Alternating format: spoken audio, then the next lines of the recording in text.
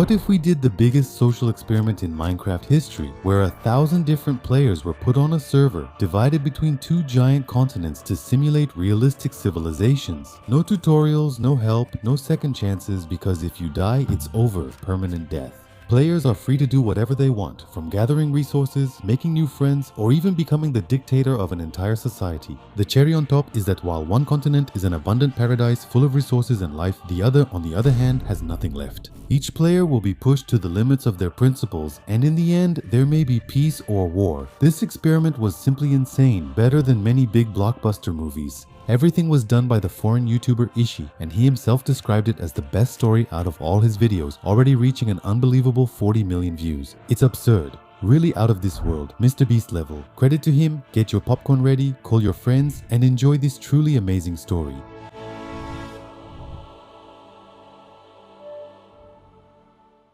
The concept was simple. More than 1,000 people randomly divided between two massive islands. Each one chose their own fate without knowing absolutely anything about what to expect. It was like choosing between door A and door B on a game show, except instead of winning a car or a goat, you got a tropical paradise or, well, you'll understand soon enough. One of the islands was green, beautiful, full of resources. The other was an apocalyptic desert where even getting a piece of wood was considered an epic achievement worthy of national celebration, starting obviously from the beginning. When the 1,000 players joined the server for the first time, reactions were quite varied. Half of the people spawned on Island 2 looked around and had that moment of pure happiness when they realized they had chosen the right place. Trees everywhere, crystal clear water, abundant resources. The other half spawned on Island 1 looked around and immediately started questioning every life decision that had led them to that moment.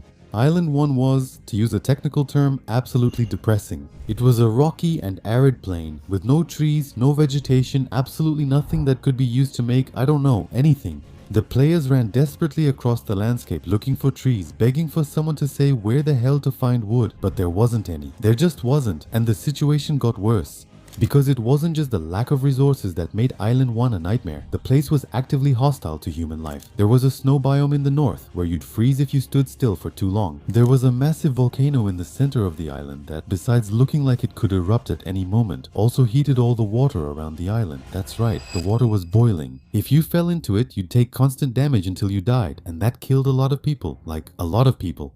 Especially because in the first few minutes of the server, someone spread a rumor that boats could make players immune to the boiling water damage. Spoiler, they didn't. Several players found this out the hard way, falling into the water while in a boat, thinking they were protected until they realized they weren't, and now they were dying permanently on the first day of the event. A great start, but wait, it gets better. When people finally managed to make stone tools and started mining to try to find resources, they discovered that under the island there was a solid layer of lava blocking everything, like a giant lid, preventing any kind of serious mining. They had to find enough gravel just to make a hole they could pass through in the lava layer, and even when they managed to get through, the underground was still depressing. Iron and copper were rare, and diamond was practically an urban legend. Most people several days after the start only had iron tools and a shield, and that was only if they got lucky. And what about trees? There was exactly one tree on the entire island, a single giant acacia tree. Beautiful, majestic, surrounded by boiling water, because of course it was. If life was already hard, why not make it a little harder? And they called that the Tree of Life. Eventually, it would become the symbol of the entire island, and the place would be renamed Yggdrasil in honor of that cosmic tree from Norse mythology. But on the first day, it was just another reminder of how everything there was designed to make you suffer. And well, taking a look at Island 2, we basically have the complete opposite. Island 2 was like if you took all the beautiful biomes from Minecraft, put them together in a paradise archipelago, and told people to have fun. Green grass everywhere, plenty of trees, clean water that was totally safe to swim in. The only real danger was falling from a tree while gathering wood, but even for that, people found a creative solution. In this case, violent exploitation. There was a player, a baker, who would simply force her employees to climb the tallest trees to gather wood, while she stayed below giving orders. The employees complained about the working conditions, asked if they were going to get paid, and the answer was basically that payment was an optional concept in that company. The guys basically clocked in and went full wild capitalism from day one. And because of this abundance of trees, the people on Island 2 were able to make tools quickly and easily, started mining, finding diamonds, and yes, a lot of diamonds. Like, an absurd amount of diamonds. Several players showed their inventories full of blue gems on the very first day, while commenting on how amazing the island was, and in fact, it really was.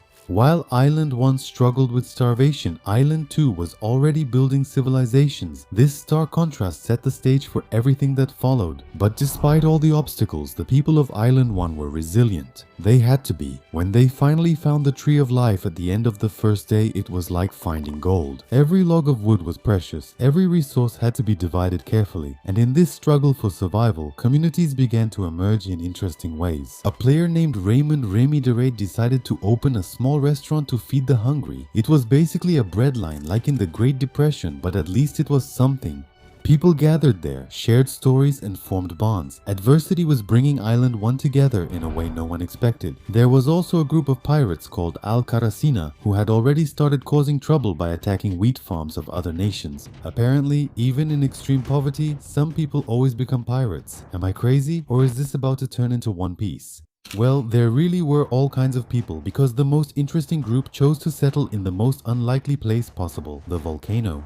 When our hero Ishii, the YouTuber who went to visit, met a guy named Lingolini with about 20 followers, all behaving like classic Italians, all talking about making friends and getting rich. They called themselves the Mafia Lingolini and had clear goals, to gain power and wealth by any means. They had also discovered something unknown to others. Lingolini told Ishii in a conspiratorial tone that he had found netherite under the volcano, a lot of netherite, and he asked him not to tell anyone because the Mafia Lingolini wanted to keep it a secret. Netherite, it's worth remembering, was the rarest and most valuable material in the game, and the Mafia had found massive deposits of it, but instead of sharing it with the rest of the people, they only made an alliance with Infernos, the nation on the volcano that technically employed the Mafia to operate the mines, and they agreed not to reveal the secret of the netherite to anyone. This detail will be very important later. Meanwhile, on Island, two real civilizations were emerging. A player named Kalme Kamikaze had formed the Caste Coalition, a nation with 50 people that included everything: pirates, bankers, Canadian cartels, bakery owners, and their exploited employees who hadn't yet discovered the concept of a union. But the Caste Coalition was minor compared to Island 2's real powerhouse, the Common Commonwealth. Yes, my friends, there are references for every kind of fan, even for The Walking Dead. Well, the Common Commonwealth was formed when 5 distinct nations, which spawned relatively close to each other, decided to unite into a superstate. These nations included Mekanos, Mykonos, Afon, Azakoria, the Gundlet, and Ladonia. The result was a super nation with over 150 citizens and 5 leaders at the top, a council with equal power. They were ambitious, organized, and wanted to turn their mountain into an imposing city that would dominate the entire island. The leaders of the Common Commonwealth confidently outlined their plans to become the most powerful, respected, and influential nation. It was clear the Common Commonwealth would be powerful, but having 5 leaders, each believing they're superior, would inevitably cause internal conflict. And those conflicts would come very, very soon. There were also other important nations on the island. Tricolor, for example, was a large civilization led by a player named Jophiel. Luminara, on the other hand, was another powerhouse, a fusion of 3 groups, and among its leadership was an ambitious player named Floixon. He was second in command and answered to 3 Below Zero, a pacifist who would become important in the future. Several smaller nations were scattered across the archipelago, but the most important for our story was likely the smallest, the island of Saparata. Saparata was a solitary player living on a small southern island in the archipelago. Known for his neutrality and laid-back nature, he simply wanted harmony and had no desire for power. He had no desire for power, no secret plans, no hidden agenda. He was exactly the kind of person who would be perfect to use as a scapegoat, but that comes later. The second day started in a way that no one could have predicted. It all began with an act of generosity that almost cost a life. Raymond Remy DeRay was working at his bread restaurant when he was visited by a player named Shipud. Shipud had a growing reputation on Island 1 for always giving his food to others, even when he himself was starving. Some people found this genuinely admirable, while others suspected it was all a calculated political move to gain popularity and eventually power. But everyone agreed that Shipud was, at the very least, an interesting guy, until an assassination attempt happened. Out of nowhere, someone attacked Shipud. In broad daylight, in a crowded restaurant, someone chose that moment to try to eliminate the guy who was becoming too popular. But Shipud survived and the pseudo-assassin was defeated soon after, and that moment, that single moment of violence, changed absolutely everything. Because now, Shipud wasn't just the generous guy who donated food, he was the guy who had survived an assassination attempt. He was a living legend. And he used this newly acquired fame to do something great. He founded Ash Helm. Shipud declared himself emperor of a new nation, surrounded by loyal followers who saw him as a charismatic and resilient leader. He announced ambitious plans, built a capital, erected a giant colosseum where people would fight to the death, and transformed that desolate land into something magnificent. The people of Ash Helm fully embraced the idea. Even with all the plans for food and resources, even with the constant hunger, even with everything against them, their motivation was incredible. They had a leader who had survived a retaliatory attack. They had purpose. They had hope. For the first time, it seemed like Island 1 could build something truly meaningful. But Ash Helm was far from being the only nation emerging. Right next door, there was Nevermore, a rather peculiar group to say the least. Nevermore was basically a gothic cult that had literally locked themselves inside a box and didn't want contact with anyone. Their philosophy revolved around isolation, self-sufficiency, and probably some kind of dark poetry about the fleeting nature of things. They were strange, really strange, but harmless most of the time at least. And there were other groups too. Infernos, the nation of fire on the volcano, led by Queen Seneca, who treated the volcano as sacred land and didn't like the idea of foreigners mining there at all. Elysium, a democracy with a vaguely Greek theme, led by Benji Bottle and Hecurian, which was less of a nation and more of a confederation of 3 different groups. Covenant, Nevermore, and Alcarcina Covenant specifically was the elite military group that everyone was terrified of. They had extremely skilled soldiers in PvP and were led by a council of 7 people with Turntap at the top. Covenant had a reputation for being ruthless, efficient, and absolutely terrifying in combat. Island 1 was finally taking shape as a complex society, and most interestingly, despite all the misery, despite all the lack of resources, people were relatively united. The shared adversity was creating a genuine sense of community. The same couldn't be said for Island 2. While Island 1 was struggling against nature, Island 2 was worried about something completely different. Propaganda. On day 2, several posters and messages from Island 1 started circulating around Island 2. Propaganda, nationalist propaganda promoting the unification of Yggdrasil, which is what Island 1 was being called, and arguing that they should prepare to invade Island 2 and take its resources. The posters were well made and emotional. They showed West Helm and Reikian joining forces against a common enemy. They discussed overcoming adversity together, proving the poor were stronger than the rich, and national pride. On Island 1, reactions to the propaganda were mixed. Many people loved it and felt inspired, while others thought it was unnecessary and would only incite war. But overall, the propaganda was working to unite the island under a common identity. On Island 2, however, the reaction was pure fear, because despite all the wealth of Island 2, despite all the diamonds and resources, they knew one crucial thing: Island 1 had better fighters.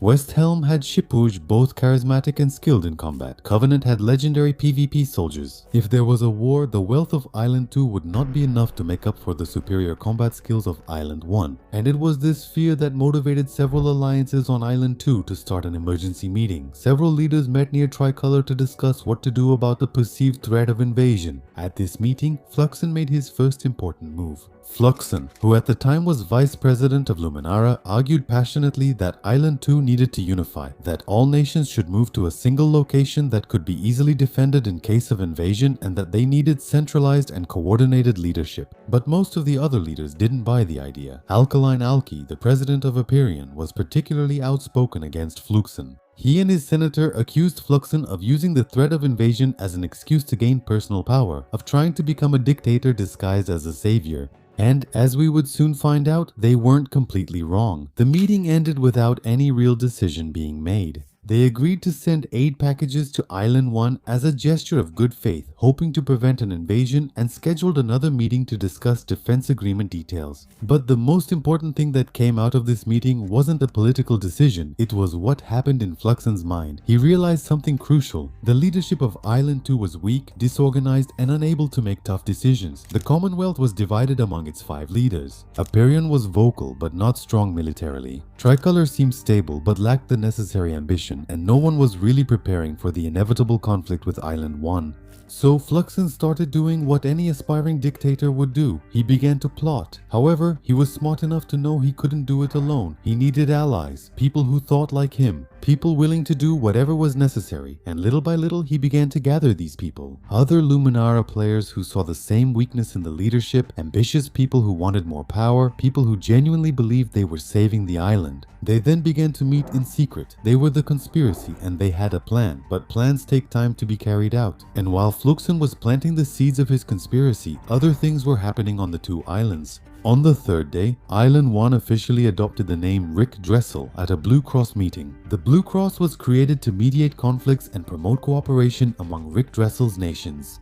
It was like the UN, but more effective without decades of bureaucracy. The third day's meeting was historic, as it was the first time the whole island saw itself as a unified community. They had a flag, a name, a shared identity. Rick Dressel was no longer just a bunch of separate nations struggling to survive, it was finally a civilization.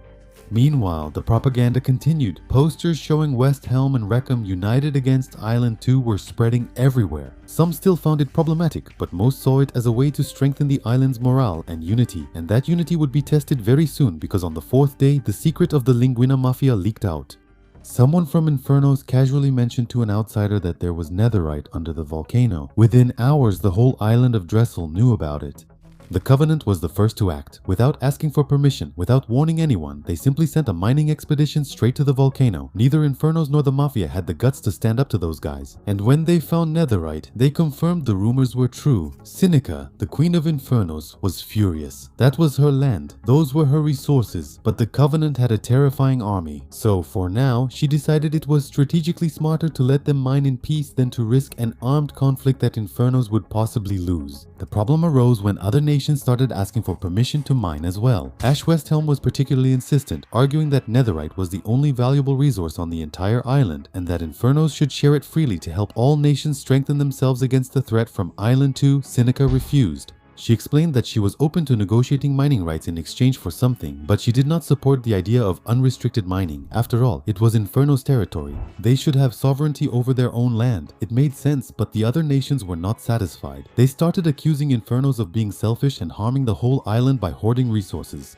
Some even made veiled threats of invasion if Infernos didn't share the netherite, and the situation got tense very quickly. It seemed that the newly formed union of Yggdrasil Island could fall apart into civil war before even facing any external threat. It was at that moment that Blue Cross intervened and scheduled a big meeting for the 5th where all the leaders could discuss mining rights peacefully and hopefully reach an agreement that would satisfy everyone.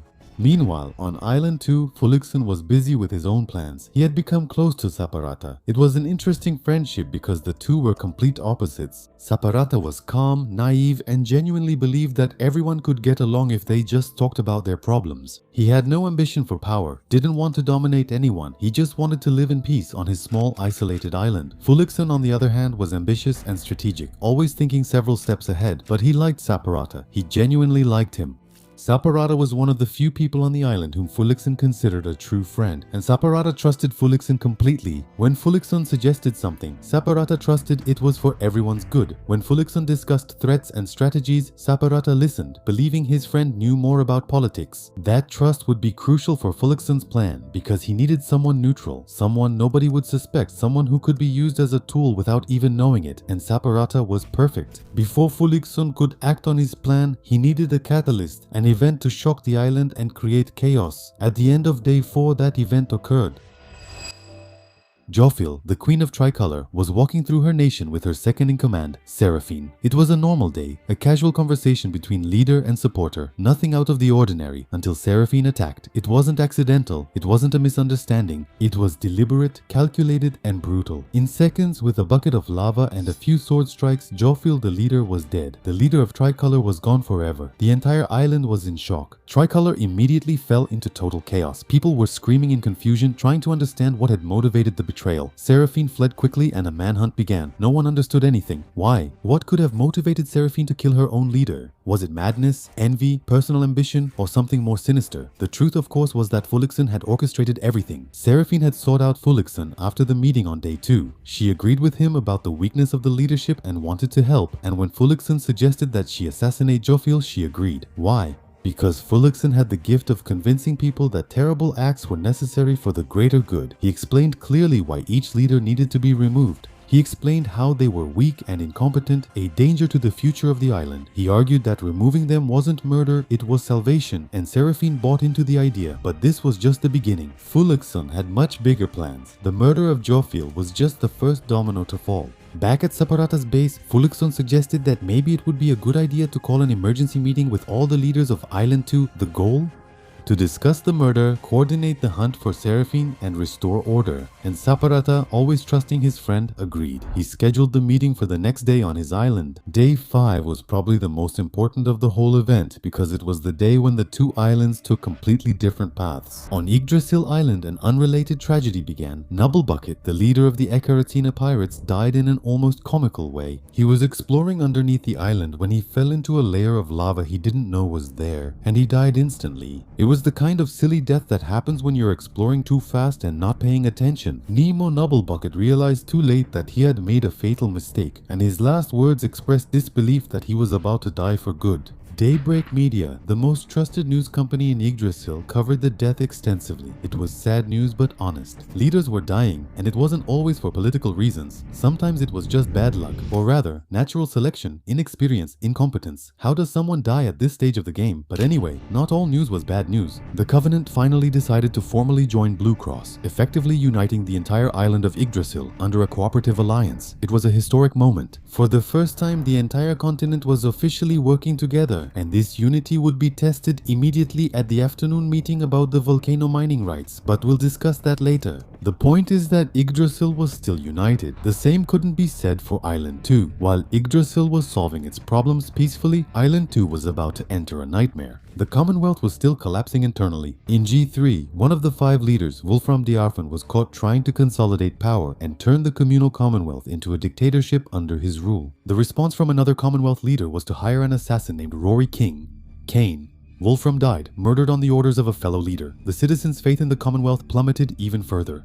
One of them immediately complained to Karl Marquez about the Commonwealth leadership's claim that netherite was useless, which was clearly wrong since netherite was the game's strongest material. As the Commonwealth collapsed, the Chaos Coalition thrived. But they had their own minor labor problems, like employees skipping work to go to parties and being forced to climb dangerously tall trees as punishment. Due to this minor drama, Chaos chose to stay home instead of attending Saparata's meeting, while everyone else went. All the other important leaders of Island 2 were on their way to Saparata Island. It would be a historic meeting to discuss the recent murders, coordinate efforts, and prepare strategies for when the border between the islands came down. But there was one person notably absent from the list of invited people, Fluiction. Shortly before the meeting began, Fluiction called Ishii to his secret underground bank in Luminara.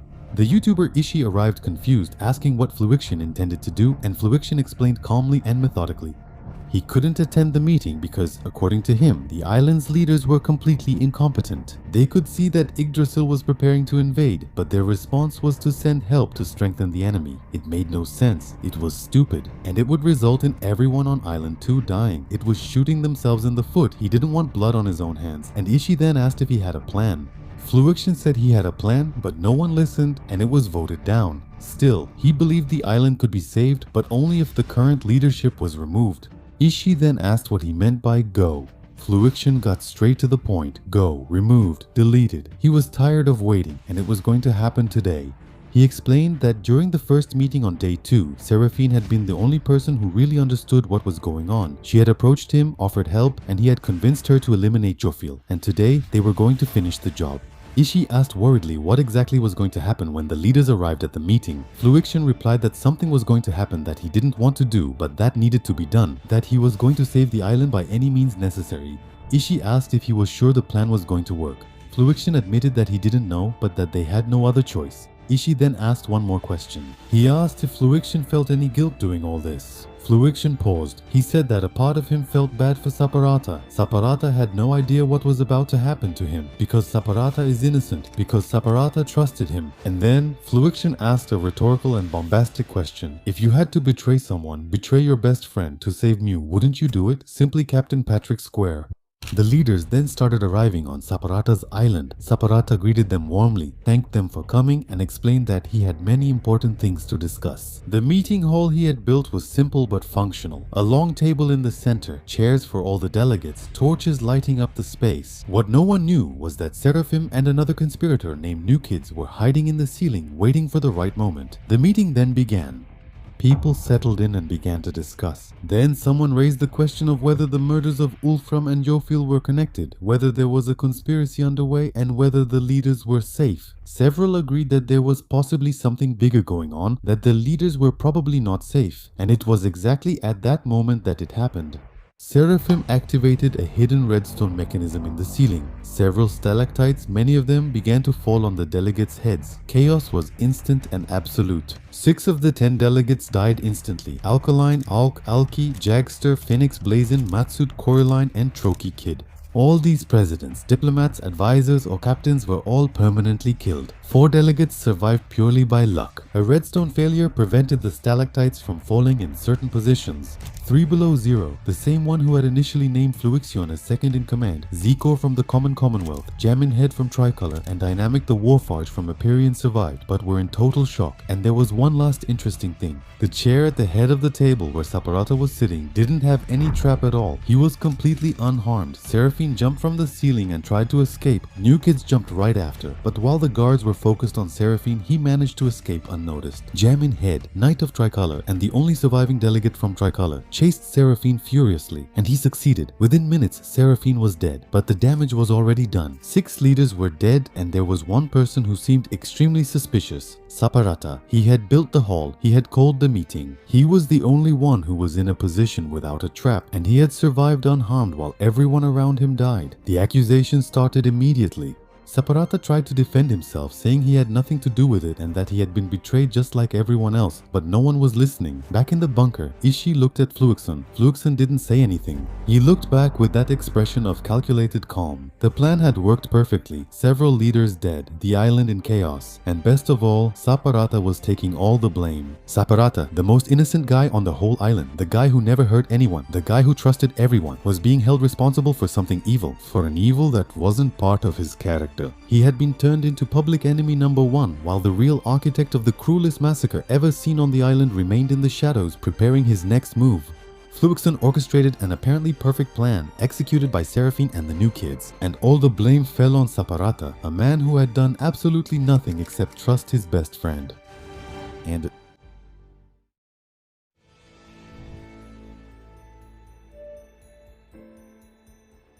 it was the beginning of day 6 and Island 2 was in complete shock. People woke up and saw the death messages in the chat, 6 leaders permanently dead at once. The reaction was total panic. The archipelago's leading nations, including the Commonwealth, Chaos Coalition, Tricolor, and Luminara, quickly declared Saparat a fugitive. The order was clear: find and execute without mercy, no second chances. But day 6 wasn't just about the chaos on Island 2, there was another bomb about to explode. It was announced that on day 7, the barrier between the 2 islands would fall, allowing Island 1 and Island 2 to interact after nearly a week of isolation. And everyone knew what that meant. One word: war. At least that's what the people on Island 2 believed. After all, let's be honest, they had seen all that nationalist propaganda coming from Island 1. All that talk about supremacy, about Gigadrassel, about how Island 1 was superior and needed to conquer Island 2. When the barrier fell, Island 1 would invade to seize resources they lacked, which made sense. This fear was exactly what Fluixon had counted on from the start. The more paranoia, the more the nations of Island 2 distrusted each other and prepared for war, the better it was for his plan. Meanwhile, on Island 1, most people simply didn't care about the drama happening on the other island. They had their own problems to deal with. The nationalist propaganda from the early days had lost a lot of its strength. People were more focused on finding food, mining iron, and surviving hunger or boiling water. Politics from another island wasn't a priority. The less fortunate didn't have time for other causes, and any resemblance to reality is purely coincidental. But day 6 brought some interesting events on Island 1. Even so, in Elysium, Beige Bootle was having a leadership crisis. He kept complaining that everyone was too stubborn, that no one wanted to approve any change that might threaten their peaceful way of life. Elysium's people were so skeptical of the government that they held trials against their officials. They were about to hold a trial when they found out Gerald, the nation's pet mushroom, had been stolen. Everyone dropped the trial to look for Gerald, simply a matter of priorities, and in West Helm things were getting interesting.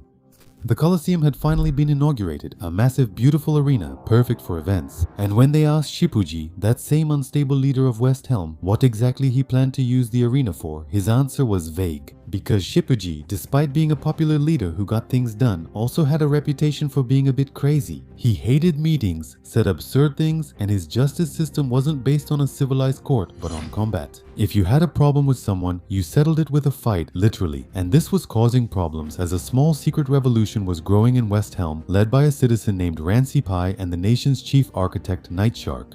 It was because of the same concern about the Emperor's temperament that he suffered the first assassination attempt back on the second day, but the fact that he survived ended up generating a lot of media attention for him. The first part of their new plan was to eliminate W006, basically the second in command of Shippuji, and they succeeded. Rancipai killed the guy, but immediately after, the West Helm army went after Rancipai and killed him too. Now, Knight was the last leader of the revolution, and he knew Shippuji would soon learn everything.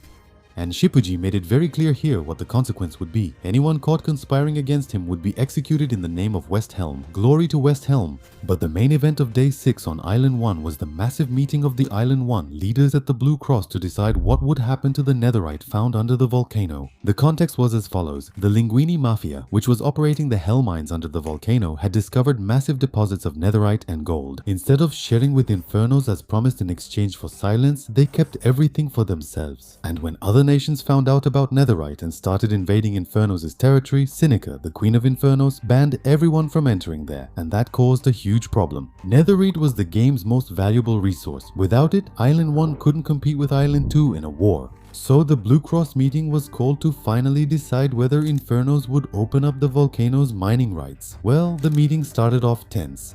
The Blue Cross moderator asked Infernos to allow anyone to mine freely under the volcano. Sinica firmly refused. She called the volcano sacred land their home, insisting they wouldn't let hundreds invade and ruin it, but most people ignored her. Nations issued veiled threats, warning that if Infernos didn't share netherite, Island 2 could easily invade Island 1 and seize it by force. Some nations went even further, hinting that even nations from Island 1 itself could invade Infernos if they kept refusing, but Sinica stood firm. The answer was no, and that's when something happened that no one expected. Lingulin, the boss of the Linguini Mafia and Inferno's greatest ally, publicly disagreed with her. Lingulin turned to the gathered leaders and said that, humbly, he disagreed with Infernos not allowing anyone else to mine in the volcano, that the whole Island 1 was fighting against nature, struggling, and everyone deserved a little of that resource. The other nations applauded. Finally, someone was making sense. Lingulin went further. He appealed to emotions, saying it wasn't fair the Queen of Infernos had diamond boots while some lacked armor.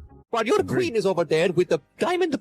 That the Mafia had mined in the volcano during the day, but now no one else could. Sinica kept refusing, saying the volcano was sacred and they didn't want hundreds of people there devastating everything. And then Lingulin made the boldest and most treacherous move of the entire meeting. He announced the Linguini Mafia controlled a large part of the volcano, and from then on the Linguini family was declaring independence from Infernos. And now he, as an independent leader, was going to open mining to anyone who wanted it. It's the gold of the game, there's no way around it. A masterstroke of public relations. In 5 minutes, Linguini had turned the Mafia from secret villains, because they had access to netherite in secret, into popular heroes while painting Infernos as the real enemy. And Sinica, of course, left the meeting furious. She had been publicly betrayed by her greatest ally, humiliated in front of everyone. Now, everyone saw the Mafia as a sovereign entity oppressed by Infernos, even though the Mafia had actually been stealing resources from them all along. The plan Linguini and his second-in-command, player Renok, came up with had worked perfectly. They gained massive popular support, positioned themselves as heroes of the people, and now they could escape with all the gold and netherite they had stolen. While all this was happening on Island 1, Saparata was literally running for his life on Island 2.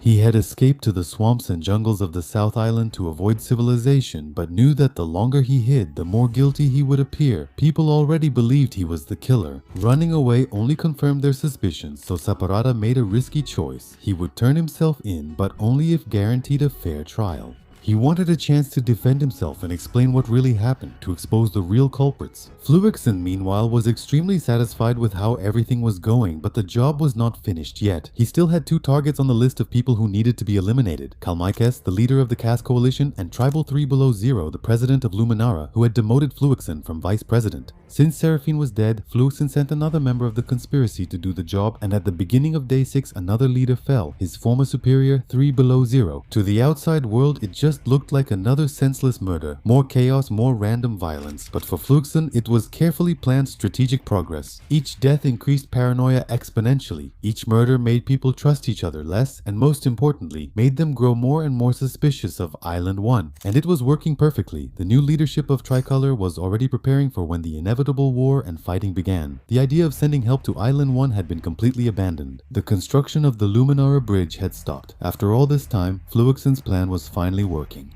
The CAS coalition attempted to hold a diplomatic meeting on the 6th to lift Island 2's morale before the barrier fell, but Calmi CAS was so frightened by 3 Below's recent assassination that she couldn't enter the building. She stayed outside, telling her members that they were advising her not to participate because there had been an assassination attempt against her the day before. As one of the last important leaders still alive, CAS now walked around with guards all the time. People were literally offering her armor, begging her not to die. But everyone knew that the real event of the day would be the trial of Saparata. Several nations fought hard over who would have the right to host the trial. Everyone wanted to be the place where justice was served and the killer judged. Ultimately, the Commonwealth prevailed. They then built a beautiful place specifically for the trial, a public arena where everyone could watch. But before it started, something absolutely insane happened on Island 1. Scythefall, a player who was always exploring and discovering things, had found something under the island, something dangerous. And when he accidentally died to this creature, the death message that appeared in the chat said he had been killed by rising lava. The whole island then went into panic. Rising lava? Did the volcano erupt? Was everyone going to die? Basically, an omen of the end, an omen of apocalypse. But it wasn't rising lava, it was Arden. Confused? Relax, I'll explain. Here's what happened. Since the experiment began, Scythefall was known for spreading fake news about the volcano eruption on Island 1. A few days earlier, he was also responsible for discovering a secret danger on the island. Arden Underground. He then used a name tag to rename Arden to Rising Lava. And so, everyone would think the volcano had erupted. It's just a lot of love for the game. Just a lot of love for entertainment. There's no other way. Well, there was no rising lava, but Scythefall had brought to the surface the most dangerous creature in all of Minecraft. The creature that kills you in 2 hits even with full netherite armor.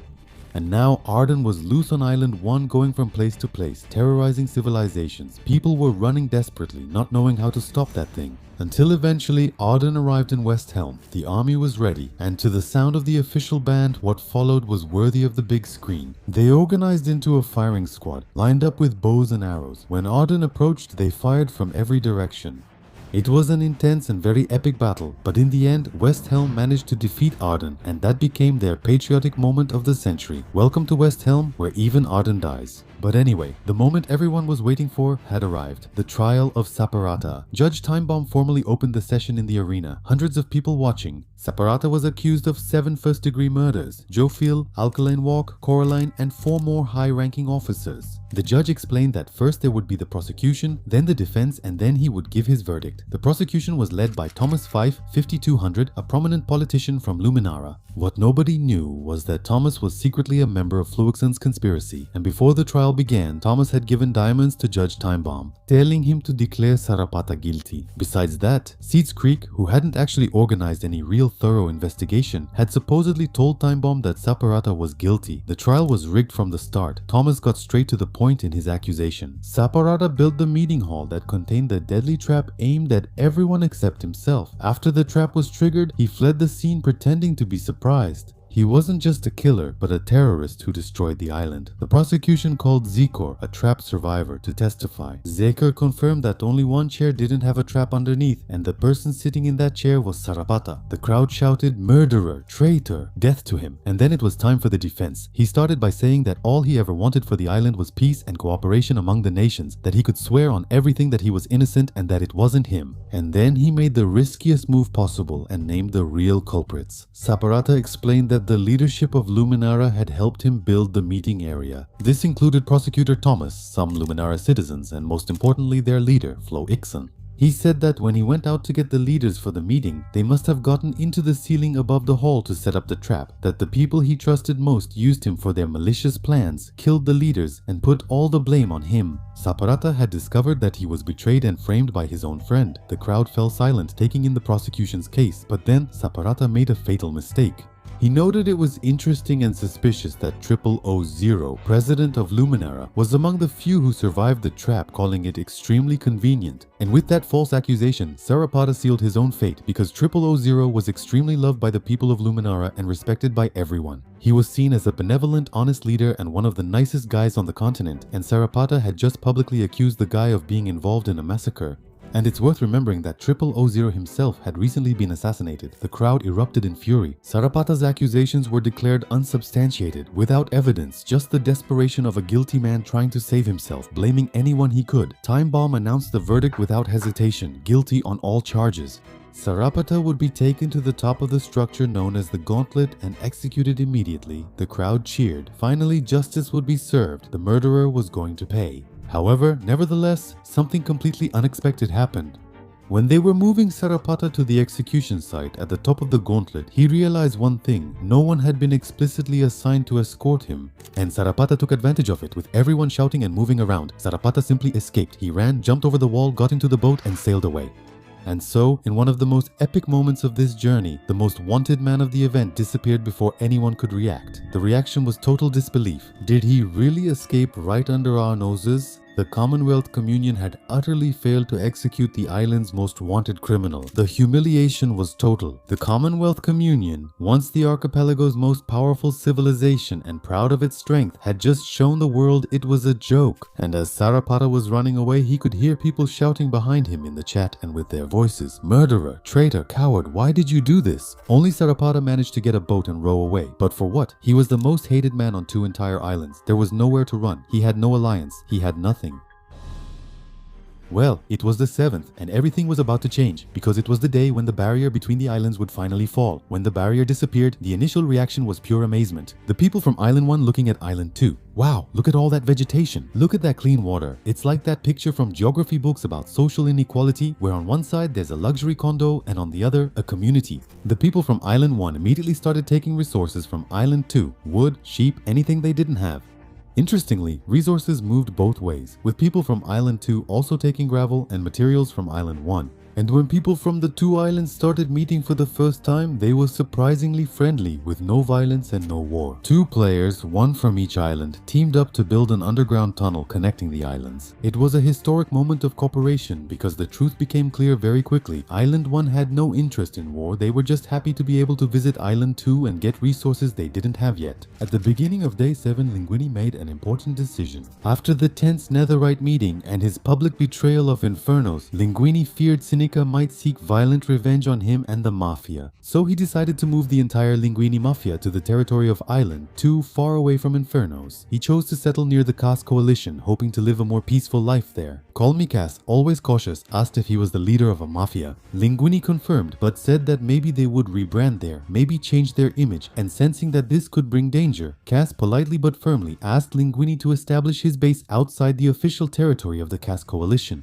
On day 7, Cass also organized a massive funeral for the late Wood Daddy, a beloved member of the community. Over 100 people from both islands attended to pay their respects, creating a rare moment of unity amid chaos and violence. While Call Me Cass's influence and respect were growing, the Commonwealth Communion was in absolute shambles. Saparata's trial the previous day had been a complete and public disaster. The islands depended on the Commonwealth Communion to hold the trial of the century and bring the murderous leaders to justice. When Saparata escaped execution due to incompetent security, people lost faith in the Commonwealth Communion. The civilization that was once the most powerful in the world was now seen as a joke. On day 7, most of the leaders of the Commonwealth Communion resigned, no longer wanting to be associated with that failure. This left only one player, Seat Skrigg, as practically the sole ruler of the collapsing federation. And Seat Skrigg made his priorities very clear. He was actively searching for Saparata and was going to restore order in the Commonwealth by executing him personally. He was also determined to make the population grow again, sending out public invitations, especially to the people from Island 1 who could now move, and it worked to a certain extent. Several people moved to the Commonwealth Communion, including, ironically, Nightyark, the chief architect of West Helm, who had to flee because Shipuji had discovered his secret plans for the revolution. Nightyark and other West Helmet revolutionaries hid in the Commonwealth Communion, hoping Shipuji wouldn't find them.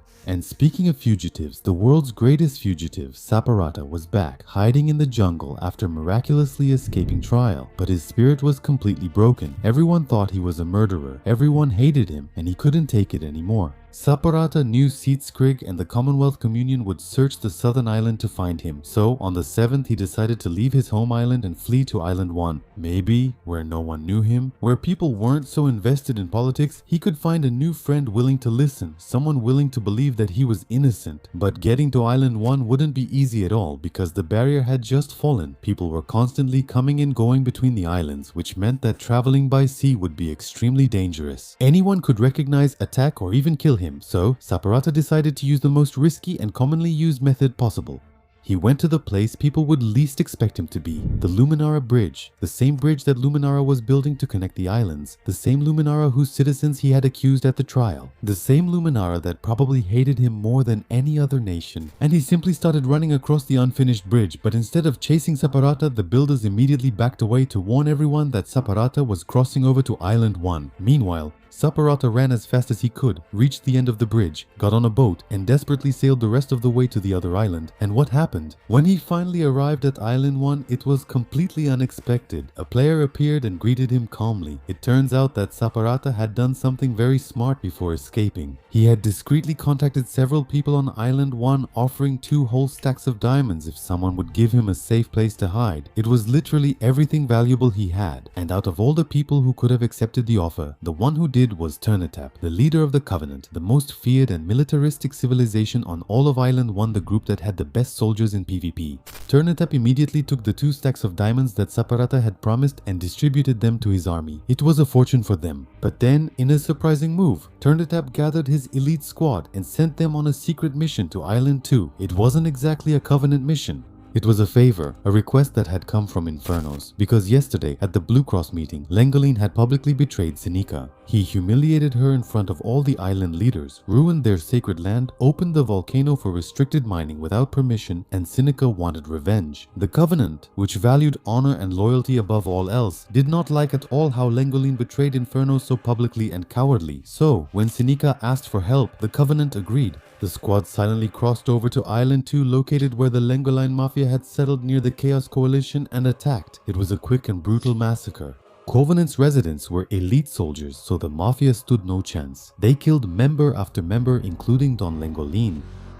The Lengoline Mafia had stolen so much netherite gold, had betrayed Infernos, had gained popular support through lies, and was completely wiped out. And before anyone could retaliate or fully understand what had happened, the Blue Cross, basically the UN on the server, quickly announced that it would schedule a hearing for Covenant to explain its actions. Meanwhile, Flo Ixon was enjoying his days of glory, unaware that everything was about to fall apart. He had gotten a super rare armor with a special enchantment traded with Covenant, who had taken Auden's enchantment when he died in Westhelm. Flo Ixon had no idea that Covenant was also dealing with and sheltering his archenemy, but he did know one important thing. Saparata had fled to Island 1, and Flo Ixon had put a massive bounty on his head, because Saparata was literally the only person in the entire world who knew that Flo Ixon was behind the murders of the leaders of Island 2. Basically, if Saparata died, Flo Ixon would get away with everything completely. No one else would know the truth, and the sooner Saparata died, the better. Fortunately for Flo Ixon, it didn't seem like anyone at the trial had believed Saparata. In fact, that only made people hate Saparata even more, especially the people from Luminara, who were extremely offended by Saparata accusing their citizens, especially the beloved 3 Below Zero. Luminara was planning to hold a presidential election to replace 3 Below Zero as leader, and the absolute favorite was a player named Legacy AM. Flo Ixon briefly considered running as well, but deep down he knew he had already achieved pretty much everything he wanted. While Flo Ixon celebrated, something was happening behind the scenes he didn't know about. Investigations were underway, several of them. Pyrion, which had lost its president, Alkno Massacre, was conducting the most thorough and methodical investigation of all, and Tricolor, which had lost its queen, Jofil, and several diplomats, was also investigating on its own. And they were finding things that connected everything back to Flo Ixon. But we haven't gotten there yet, because before everything fell apart, Saparata had his own journey that wasn't over yet, a journey that would take our hero to the lowest points a human being can experience. Saparata was hiding in the Covenant, but he knew he couldn't stay there forever. He needed real allies. He needed someone powerful enough to protect him, someone willing to listen to his story and maybe believe it. So he asked Turnitap to take him to the biggest nation on Island 1, Westhelm. Turnitap agreed. They then traveled together through the territory of Island 1, heading toward the capital of Westhelm. Upon arriving at the capital, Saparata requested to speak with the nation's glorious leader. When Shippuji appeared, Saparata tried to explain he only wanted to talk and was brought by the Covenant leaders, but Shippuji interrupted and made it clear. No, I will not lie to you, Saparata. You come to me asking for a meeting after everything that happened at the last one. Even if it wasn't you, even if you're innocent, I just don't trust you. I have no reason at all to help you. Saparata tried to insist, saying he just wanted a chance to explain that he was innocent, but Shippuji was firm. Sorry, but no. The reaction was devastating. West Helm, the most powerful nation on Island 1, had refused to even listen to him. Desperate, he decided to try another civilization, the pirates of Alcaracina. Maybe the pirates, who naturally operate outside the law, would be more receptive. Turnip Turnitup took him to the pirates' territory, but when they arrived, Saparata realized that something was wrong. The energy felt strange. The pirates said that since he was there, he would have to drop all his equipment. Saparata hesitated, saying he didn't want anyone to die for something he was being framed for. But then, suddenly, Turnip Turnitup told Saparata to run, whispering in the chat. Saparata was confused, and Turnitup quickly explained that they needed to get back to the Covenante immediately because that wasn't their day. On the way back, Turnitup started acting more and more suspiciously. Saparata asked if everything was okay and whether they were safe, and Turnitup said yes, but insisted they return to the Covenante immediately. The situation was extremely tense, and then he noticed something. Turnitup could be planning to kill him and collect the massive bounty that Fluixon had put on his head. Saparata had two choices: trust Turnitup, the last person in the world who still seemed to be on his side, or run away now and be completely alone. And if this were a choice-based game, which would you choose? Option 1 or option 2? Well, pause the video and comment. And well, when our Saparata chose the second option, he chose to run away. Saparata started running alone across Island 1, climbing the snow-covered mountains and going farther and farther away from any civilization. He didn't stop and didn't look back. He was now completely alone in a world where literally everyone hated him and wanted him dead. The YouTuber Ishi, who was watching, questioned what he was doing. Saparata replied with a completely broken voice, "I can't trust anyone. That's it. Fluixon won. He won completely. There's just no point anymore." And then Saparata started building a tower, block by block, climbing higher and higher into the cold sky. At the end of day 7, Saparata finished it. The tower was beautiful, grand, a monument for people to remember him by, and he planned to jump. He climbed to the top, looked down, and saw the void calling to him. At the last moment, he murmured something that changed everything. If I have to die, I'll make sure he goes with me.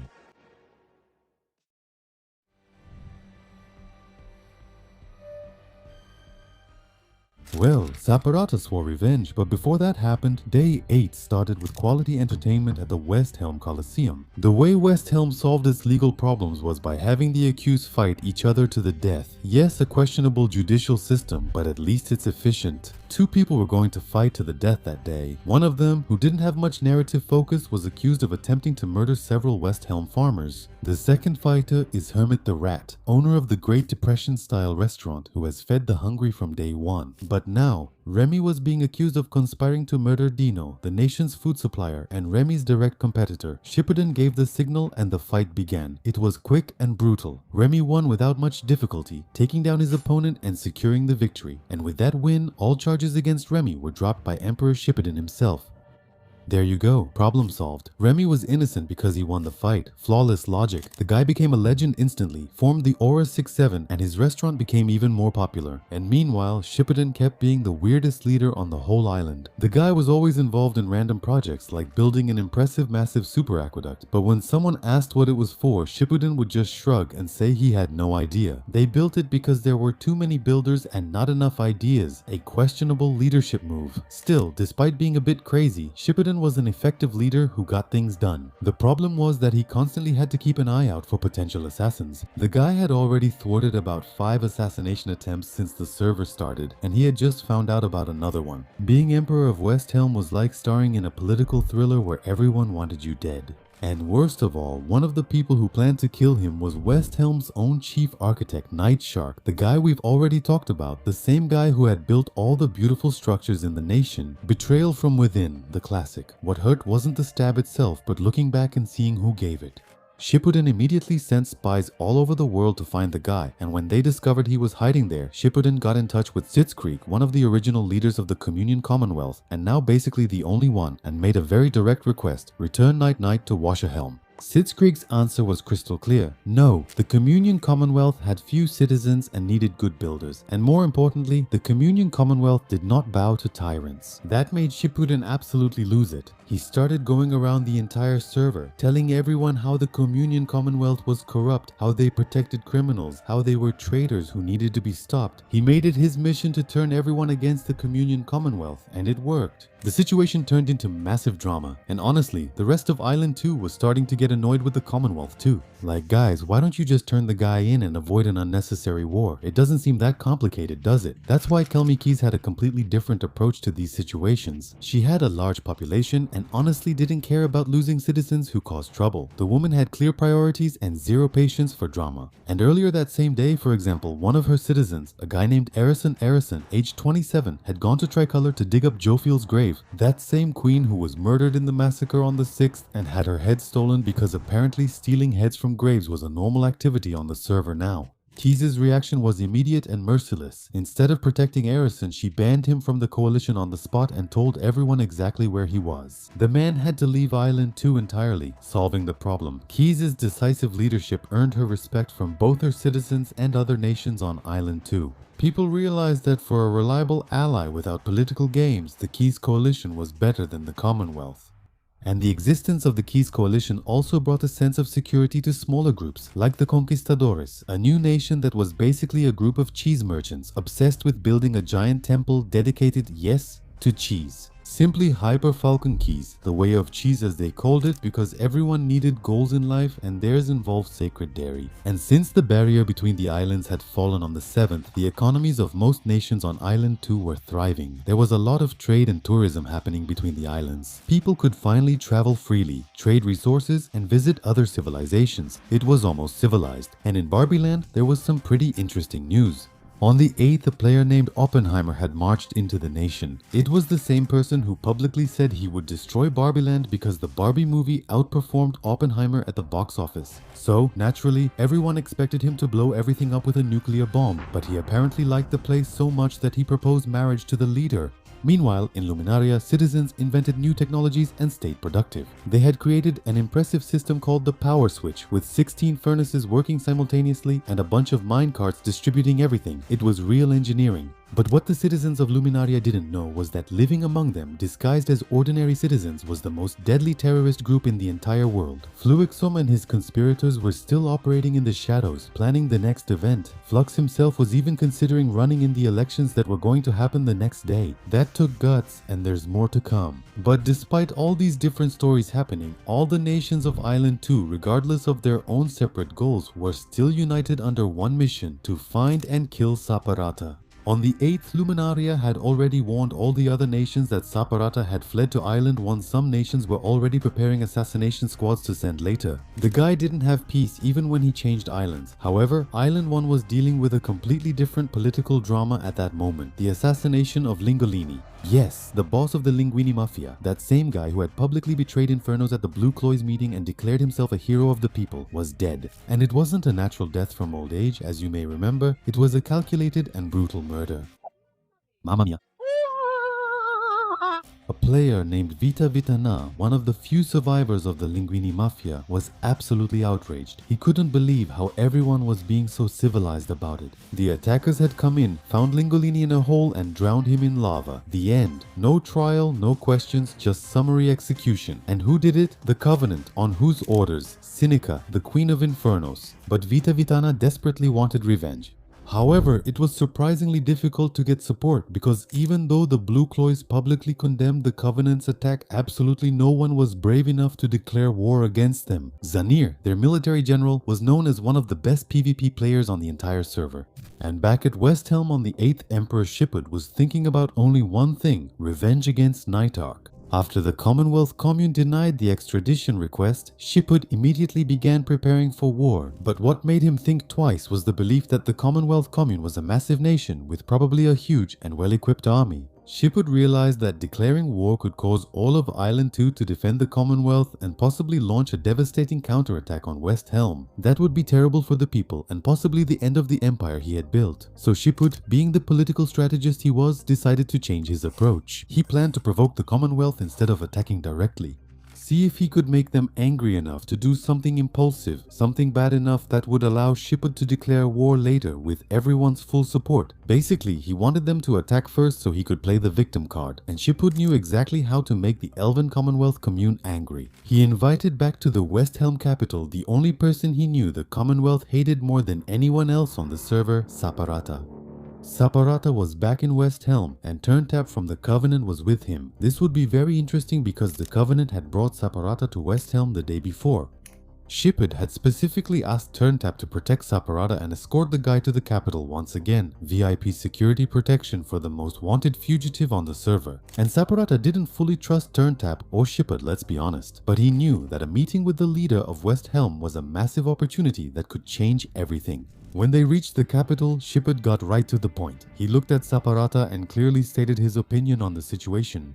Saparata, as far as Shepard knew, was the one who had assassinated all those important leaders on Island 2. When directly accused, he immediately denied it. It wasn't him, there was another person on Island 2 who was behind all the murders and all the corruption. That person's name was Fluxon, Emperor Shipudi. Shepard was having trouble believing the whole story, but he decided to go along for now. After all, it seemed like both of them had serious problems with Island 2. That old story, the enemy of my enemy and all that. And then, Shepard decided to take matters into his own hands and, once and for all, he was going to personally call the 4 great nations of Island 1 for a meeting. West Helm, Covenante, Infernos, and Elysium, the true powers of the island. And he wanted Saparata to be present at that meeting to tell the leaders about all the corruption that was happening on Island 2, to use his testimony as proof that Island 2 was a real threat. And because of Saparata's infamous reputation as an alleged mass murderer, Seneca from Infernos and Benjen from Elysium were very hesitant to show up. No one wanted to risk attending a meeting with the server's so-called most dangerous guy. But Shepard assured that the meeting would be in a completely open area. No roof, no walls, absolutely nothing that could hide a stalactite trap.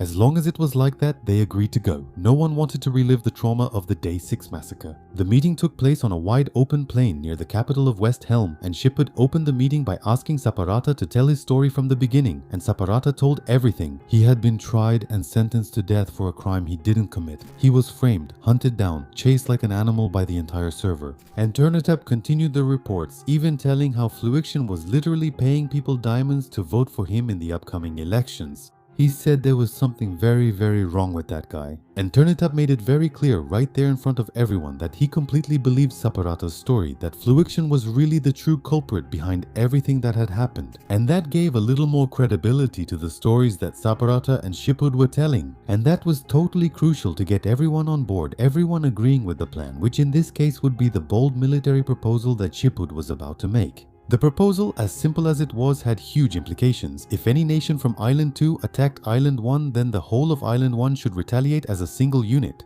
An attack against one would be considered an attack against all, a total defensive military alliance. Shepard asked all the leaders who agreed with that proposal to clearly say yes. Turnitap from Covenant said yes without hesitation. Seneca from Infernos also agreed quickly, but Benji from Elysian remained silent, clearly uncomfortable. Elysian was fundamentally dedicated to absolute peace. The people were extremely skeptical of the government and radically opposed to any change that threatened the peaceful lifestyle they had built. The Elysian Council probably wouldn't agree to a military alliance at all. They simply didn't approve of that kind of thing on principle. But then, someone at the meeting suggested an interesting idea. What if Saparata went personally to the Elysian Council and told the story directly to his people? And what if he managed to convince the citizens that it was really necessary for their survival? As long as Saparata agreed to do that, the final decision was in his hands. And yes, Saparata agreed immediately, without thinking twice. So Saparata, Benji, Turnitap, and a few others began the long walk to Elysian. And when they finally arrived in Elysian, the council was officially convened. The citizens gathered in a central area to hear what that infamous and controversial fugitive had to say, and Saparata gave the speech of his life. He went into detail about how he was brutally framed for the mass murder of the leaders of Island 2 and how he was absurdly lucky to still be alive to share that story with them. But while Saparata spoke with passion, the people of Elysian still had serious and legitimate doubts. They were the nation of peace and weren't just going to abandon that because of vague rumors and second-hand stories. But then, something completely unexpected happens that interrupts the entire meeting. About 15 members of the West Helm army suddenly appeared, walking straight through the middle of Elysian.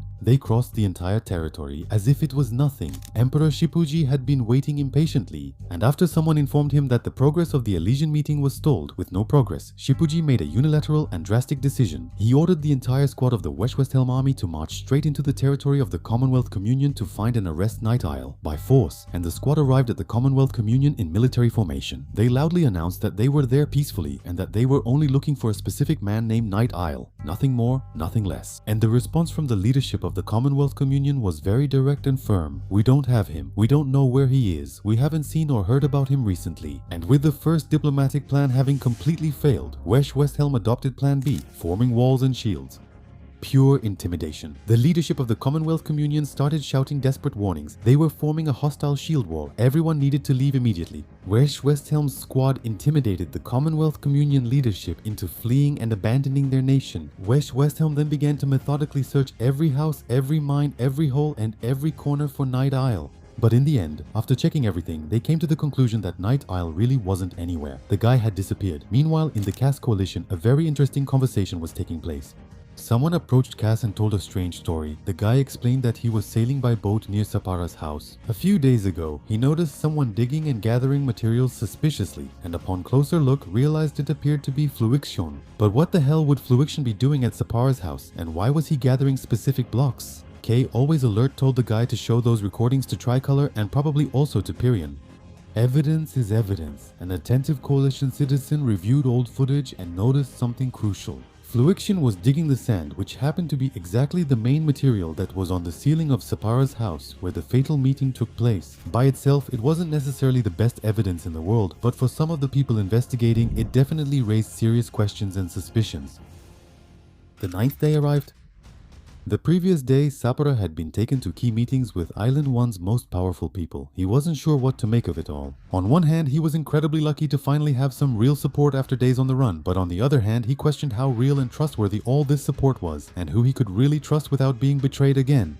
Saparata knew the Covenant typically disliked people from Island 2. They saw Island 1 as supreme and superior, claiming better culture, customs, and traditions, a case of extreme island nationalism. They were also notorious for extreme cruelty, having mercilessly massacred the entire Linguania Mafia. That was exactly why Saparata was very suspicious of Turntable's offer to keep protecting him, especially after that strange moment when he ran away from him. But Saparata also knew he needed more powerful and well-armed allies. Global tensions were rising every day. Shippuji's aggressive invasion of the Common Elf the previous day drew heavy criticism, especially from their own neighbors on Island 1 who were caught off guard.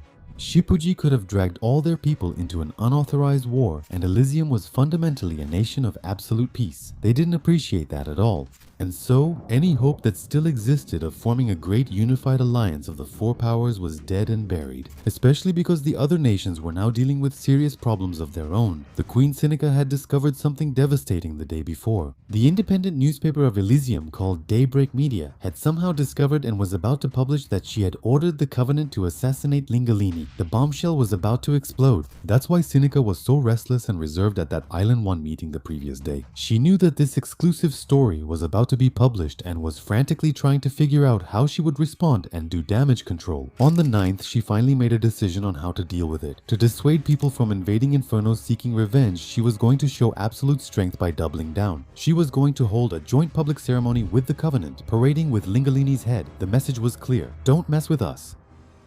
The ceremony took place and it was tense. Sinica made it very clear that this was meant as a lesson. Shame on those who disrespect their sacred volcano. On the other side of the island, the Blue Cross was holding its own meeting. Vitana, the Mafia survivor, was there. He received the news that Infernos was holding a ceremony to burn Don Lingolini's head. Vitana made it clear that if he couldn't get the head back, it would be all-out war. He would personally get his hands on Sinica. The leaders and representatives decided that Infernos needed to be punished in some way. They began to discuss more seriously and incisively whether or not to declare war. But then, literally less than a minute after the discussion started, a shocking message appeared in the chat and left everyone trembling. Benji is dead. Benji, the leader of Elysium, had suddenly died. And before anyone could even ask what had happened or how, a member of the Daybreak Media newspaper made an unbelievable revelation, but one that explained everything. They said that Benji was one of the people who approved the order to kill Lingoline. Benji reportedly confessed to Daybreak in an exclusive interview that he and Infernos ordered Lingoline's assassination. At the time, Benji genuinely believed that killing Lingoline would solve the endless conflict over the volcano's mining rights and bring permanent peace to the island. But he ended up seriously and deeply regretting that horrible decision, so he told Daybreak Media absolutely everything, exposed Infernos publicly, and then took his own life. Suicide out of guilt and remorse. And since Benji had repented and confessed everything, the Blue Cross Conference decided not to punish Elysian for the sins of the previous leader. They shifted their focus to Infernos as the real culprit, and someone suggested war might not be the answer. Maybe they should hold a formal trial, give Infernos a chance to tell their side of the story in a civilized way. And so, it was decided that later that same day, a formal trial would be held against the entire nation of Infernos. And when the meeting finally came to an end, suddenly, Fluixen, who was representing Luminaria, was approached by some armed guards, and before he knew it, the guards made it clear that they knew about the murders and were placing him under arrest. Tricolor had issued an official arrest warrant against Fluixen after obtaining incriminating video evidence from a citizen of the Caste Coalition. They had serious concerns that he could have potentially been responsible for Jofil's death back at the beginning somehow, and Fluixen tried to defend himself. At that time, everyone had considered Seraphim guilty for that. She had been caught and defeated on the spot, and after much discussion and resistance, Fluixen finally agreed to it. He made it clear he wouldn't forget this and wouldn't tolerate it again. Fluixen then walked with the guards toward Tricolor, but along the way, he kept stopping every few seconds, which left everyone a bit confused. The group passed through Elysium and was about to take boats to sail to Island 2, but then something happened. Suddenly, Fluixen was running away. It turns out that during those little stops, he had secretly told a member of his own team to attack him by surprise so he could escape from custody without looking guilty. A cowardly strategy, but smart and effective. When Fluixen ran back to Luminaria, his heart racing, his whole world had turned upside down. He believed he had covered all his tracks perfectly and had managed to get away with everything, but now the evidence was piling up against him. For now, he had to stay calm and decide what his next strategic move would be. That's when he approached Legacy with a very direct and threatening proposal. Either he dropped out of the election right then and there, or they could do it the hard way. It was political blackmail in its purest form. Legacy, realizing the situation was impossible, agreed to drop out. And by forcing Legacy to drop out of the election like that, Fluixen had automatically become the new leader of Luminaria due to lack of opposition. And that meant that if Tricolor still wanted to arrest him, they couldn't just go in and take him. They would have to invade the entire Luminaria as a nation. He had just raised an army to protect himself.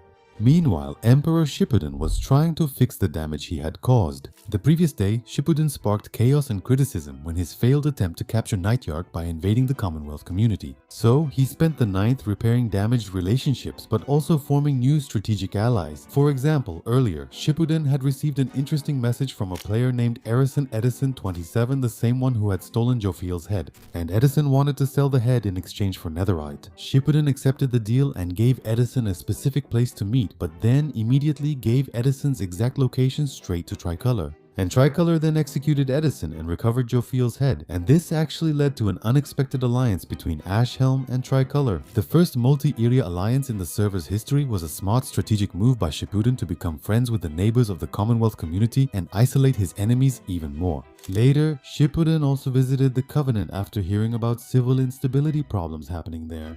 Apparently, about half of the entire population of the Covenant had simply decided to abandon the nation all at once, mass exodus. And that was because they firmly believed that Turntab was betraying the fundamental values of the Covenant by constantly negotiating and aligning himself with Island 2, the enemy. And what really made many of them furious was the fact that Turntab was forcing them to protect Saparata, the supposed murderer. You see, originally, Turntab had only brought Saparata in with the intention of getting those 2 packs of diamonds in exchange for protection for his army. It was purely transactional. But the more he heard about Saparata's story, the more he talked to him, the more Turntab became genuinely captivated by the situation and really wanted to help him. It wasn't just about diamonds anymore. Actually, the reason Turntab acted so strangely and suspiciously back on day 7 when Saparata decided to run away from him wasn't because he was planning to kill Saparata and take the reward. It was because he had just saved Saparata from the pirates of El Karazina and was genuinely worried that the pirates would attack the Covenant in violent retaliation. He was protecting Saparata, not betraying the Covenant.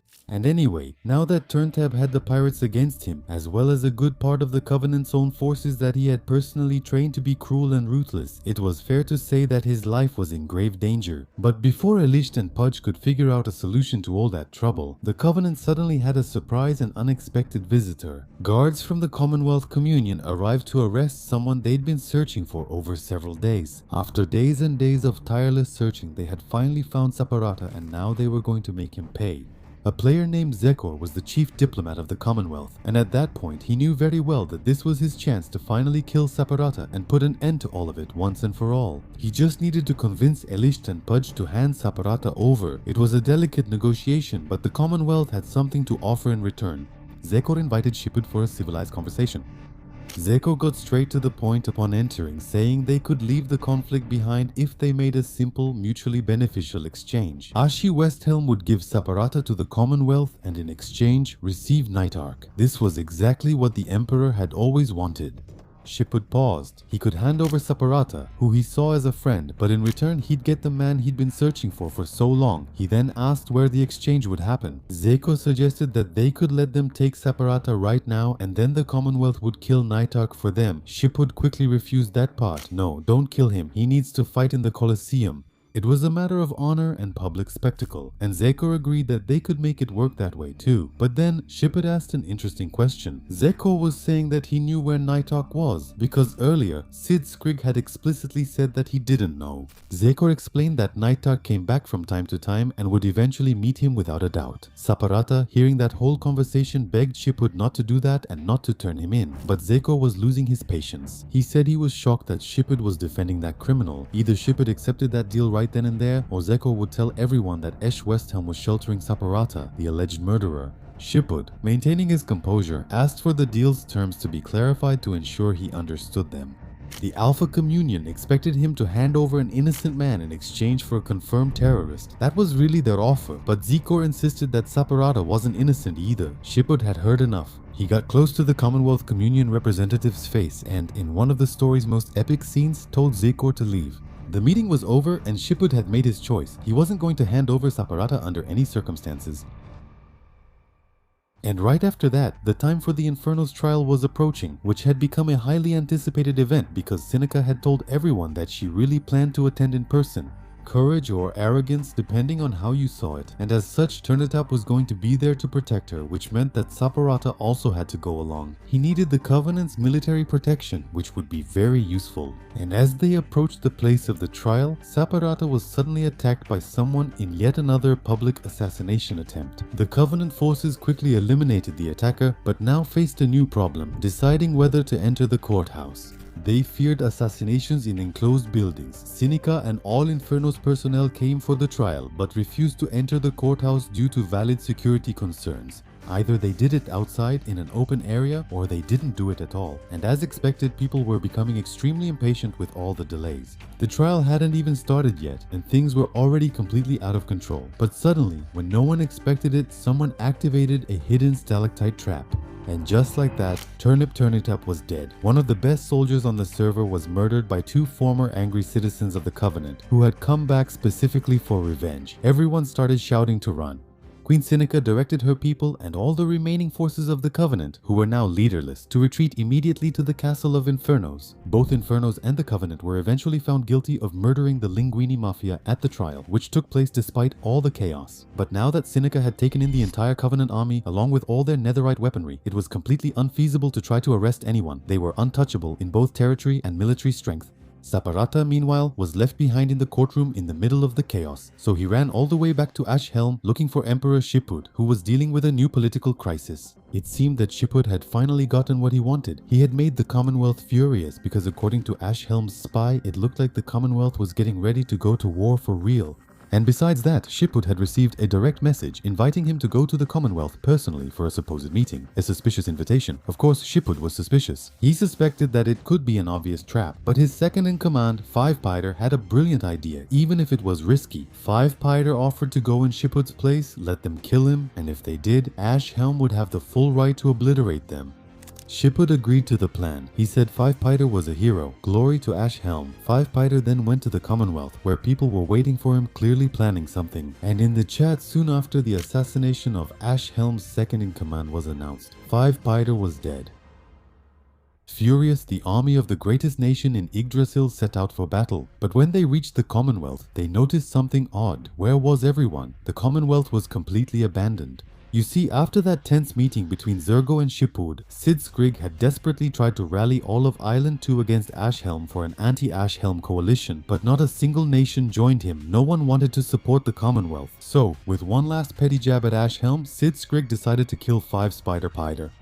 To dissolve the Commonwealth once and for all, end of the nation. Sid Skrygg and his remaining citizens decided to relocate to the only place in the world Ashhelm couldn't infiltrate or attack. They went straight to the volcano, straight to Infernus, and Seneca, the queen, welcomed them with open arms. Welcome to Infernus, everyone. It's one plot twist after another. It's basically 4D chess with one out-predicting the other. And suddenly the volcano was packed with fugitives and the condemned, an impenetrable fortress. Meanwhile, at the Caste Coalition, it was the end of another productive day. The farmers had produced plenty of vests, the businesses had made lots of sales, and there was even a birthday party. Normal, happy, and peaceful life. But while her people were happy, Cass knew very well that the outside world was quickly growing completely out of control. And as a responsible leader, it was Cass's duty to keep track of all the world's conflicts. But on day 9, they were simply too overwhelming. She watched from afar as the Commonwealth collapsed, world leaders died, and insiders escaped justice by locking themselves in with netherite and relying on the volcano's height for defense. But despite all the turmoil and chaos, Cass spent most of the day trying to solve what was now the world's greatest mystery. Who had really assassinated all the leaders of Island 2? Was it Saparata or was it Fluixon? Was that the question? Was that the dilemma? Besides, what would Saparata's motive be? They hadn't even stated the motive during his trial, but he was still considered guilty. Strange, very strange. The scales were only tipping to one side. And actually, thinking more about it, the whole trial had been suspiciously short and the judge made the decision really quickly, too quickly, as if he had been bought.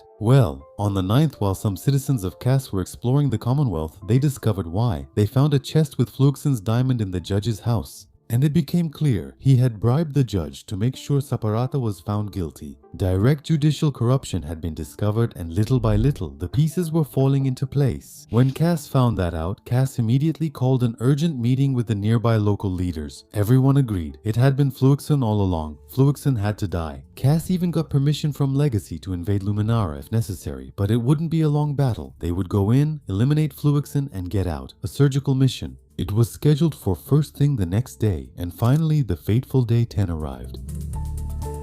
Luminara was holding a memorial ceremony. They were gathering because they had never had the chance to properly mourn their previous leader, 3 Below Zero, and who was coordinating the memorial? Yes, Fluixon, their new leader. Ironically, he's the one who orchestrated Tribal Zero's assassination. It's one plot after another. I told you this guy still had a lot more audacity left in him. And that's when suddenly the Cass Coalition arrived in force. They set out on a surgical mission to kill Fluixon once and for all. On the way, Cass stopped at Hyperion to gather their people as well. Cass told them how he had found the person responsible for the multiple assassinations of leaders, including their own president. The plan was simple but effective. Hyperion would invade Luminara from the south while the Cass Coalition approached by sea so that Fluixon couldn't escape a complete siege. And Fluixon, when he realized they were there, started running desperately. They shouted for him to surrender. Fluixon, with no other option, stopped and surrendered. He raised his hands and it was all over for him. They announced that he was officially under arrest for the murders, but there was confusion. There always is. Someone shouted that he had the right to a fair trial. Cass had joined the operation thinking that the people of Luminara wanted Fluixon to be taken down. But in reality, most of Luminara's citizens didn't know anything about his crimes yet. The information hadn't spread.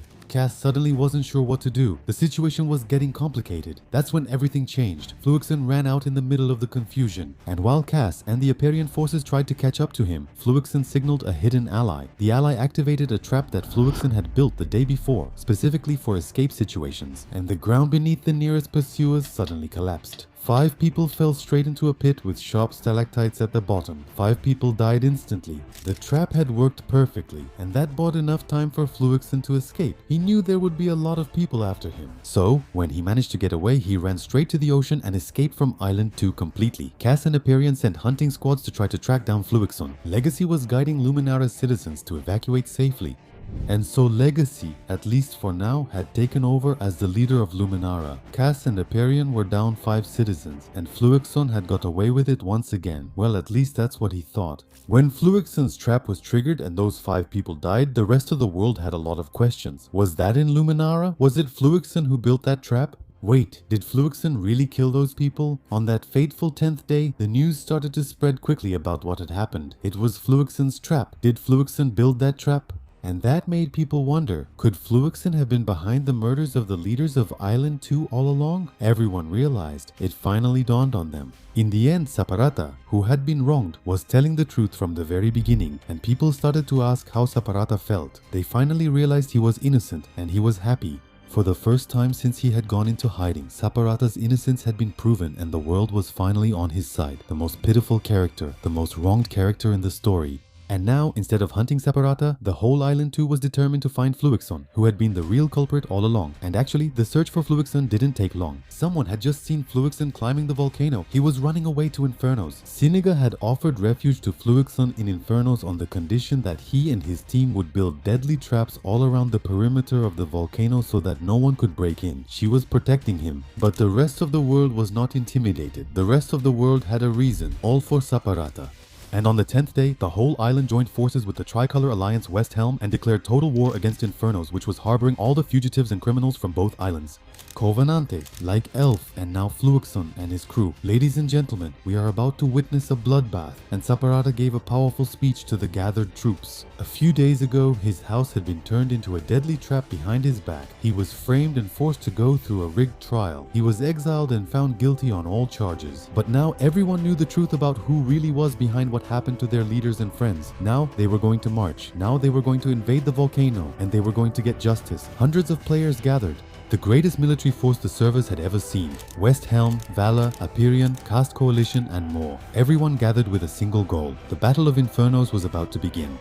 The forces of Infernos had prepared. They had built a massive fortress called the Ashen Pit, held by 4 giant chains. There was a single bridge connecting the Ashen Pit to the edge of the volcano, and they had prepared that bridge. They broke the railings, narrowed the passage, and made strategic holes. The defenders were reinforced by former Commonwealth community members and the Covenant, which, even without turn taps, still included some of the server's top PvP players. Nevermore, a nation from L1 that had remained relatively neutral during most of the event, had also joined the defense. They believed that the invasion by L2 into L1's territory was unfair, even though Infernos was protecting terrorists. The battle itself started out chaotic from the very first second. There was a small force of elite defenders at the base of the volcano. Zanir, that general known as one of the best PvP players, was leading and was ready to make history. Because, man, that group was insanely good. They let the attackers get close and then started taking people out. But the smart thing was that most of the attackers couldn't figure out who the defenders were in the middle of the chaos. So the defenders would just blend into the crowd, catch some attackers off guard, and run to another section. They kept repeating it over and over, attacking from the inside out. Pure guerrilla tactics. Meanwhile, another group of attackers started climbing the volcano.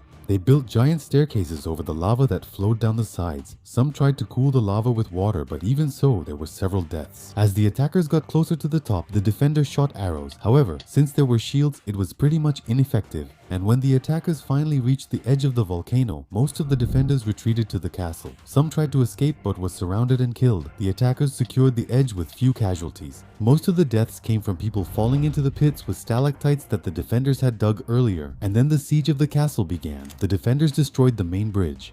The attackers began to build makeshift bridges, while others formed a shield wall on the damaged bridge, and they advanced under heavy fire. And that's when, finally, the attackers managed to get in. And one of the first things that happened was tragically comical. One of the conspirators named Gotoga, as part of his defense plan, ended up triggering a TNT trap too early. He killed 3 teammates and just 1 attacker. And the battle continued intensely with kills on both sides, with a lot of blood and a lot of drama. But eventually the attackers took control of the lower floors, and then they reached the leaders. Sinika and Seedskrig, who until then seemed untouchable, who until then were entrenched behind bars in a tower. They were too slow to react when finally the attackers came up, and it was a massacre. Seedskrig, the leader, was killed by Cosmic Chrome, and Sinika was killed by Benbane.exe, and most of the guards fell as well. But while all this was happening at the top, there was a parallel battle going on down below, which was possibly even more impressive. That small force of elite defenders led by Zanir was simply monstrous. These maniacs were at the base of the volcano, taking out enemies one by one. Some were facing 3 or more players at once and still winning. Others were infiltrating the crowds. They attacked from within, causing confusion that lasted a long time. Skill and talent far surpassed the efforts of mere mortals. After hours of battle and the fall of the Bastion of Ashes, there was still one more showdown to come. Fluixon, challenged by Saparata himself. They made their way to the Colosseum of West Helm. That was where the final showdown would take place. Fluixon was going to face Saparata in Noelo, while everyone watched in that Colosseum, where the justice of West Helm was decided by combat. We are facing the final reckoning, a psychopathic conspirator and a betrayed friend. The two faced each other in the center of the arena, and Saparata appealed to emotion. Look at all these people dying because of you. This is your fault. But Fluixon replied, none of this would have happened if you had died like you were supposed to from the very beginning. And in a hostile atmosphere of hatred and revenge, they fought, and it was an epic battle.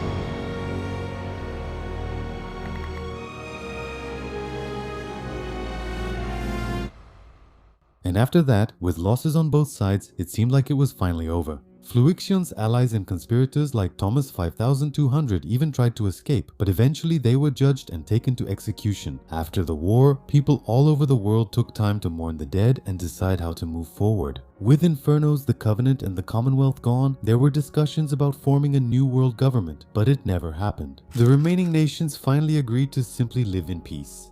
Island 1, however, bore the weight of the war. Trampled crops, scorched trees, a devastated volcano. People across Island 1 suffered. Some joined cults, others moved to Island 2. Everyone mourned their loved ones and now sought a new purpose, trying to rebuild everything that had been destroyed. Everyone lives in peace, including Saparata, who finally returned to Island 2, and of course, maybe they still weren't completely free from conflict. The Caste Coalition's bakery still hadn't been exposed for causing Wood Daddy's death back at the beginning, if you even remember that mess. Nighthawk was still hiding, God only knows where, because he still hasn't shown up. It was a big world where maybe many stories would never end, and there was beauty in that.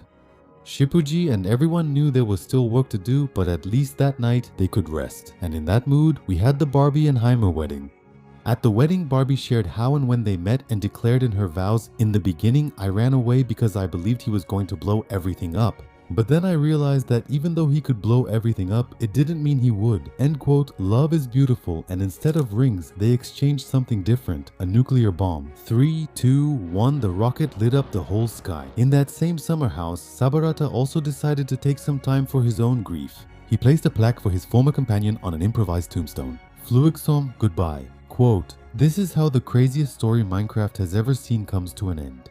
1,000 people, 2 islands, 10 days of chaos, nationalist propaganda, conspiracies, murders, rigged trials, an epic war, and a nuclear wedding. At the center was Saparata, a poor pacifist man who went from public enemy number 1 to a vindicated hero.